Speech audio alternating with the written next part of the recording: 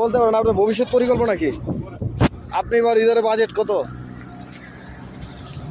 আমি সালে পরে আপনার এবার ঈদের বাজেট কত? বাজেট কম 50K। 50K। Yes। এটাতে কি করবেন ভাই? এই কুরবানি করব। শুধু কুরবানির জন্য 50K নাকি মার্কেট টার্গেট করবেন, ভাবিকে নিয়ে গেছে ঘোরাগাড়ি বা এগুলি? শুধু কুরবানির জন্য। শুধু কুরবানির জন্য 50K? By the way, I am rich man. I'm not গরিব। ও আচ্ছা আচ্ছা। আমি কিন্তু এই ভিডিওটা কি অনলাইনে ছাড়তে পারি যদি আপনার মতামত পাই তো? তুমি দেখবে মানে গরিব ইউটিউবার এসব ভিডিও বাংলাদেশের লাভ নাই। অসুবিধা নাই। বড় পেজ থাকলে ছাড়তে পারতাম। আমার অনুমতি দিয়েছি আমি।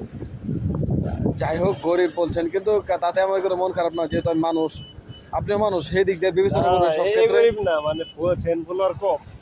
ও এই জন্য এই মানে ইউটিউবার ক্ষেত্রে গরিব। ও আচ্ছা গরিব আচ্ছা। প্রকৃতি আমি পছন্দ করি না।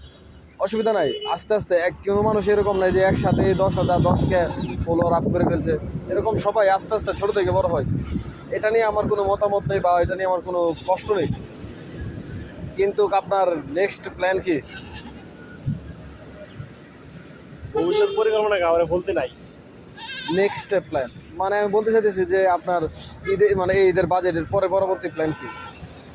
পরবর্তী প্ল্যান আর কি, যেমন কাউকে নিয়ে ট্যুরে যাবেন বা কাউকে নিয়ে ঘুরতে যাবেন, হ্যাঁ এরকম কোনো কিছু আছে কি? আমরা তো প্রতি সপ্তাহে মাসে মাসে ট্যুর হয়, আমরা তো গরিব না। হ্যাঁ।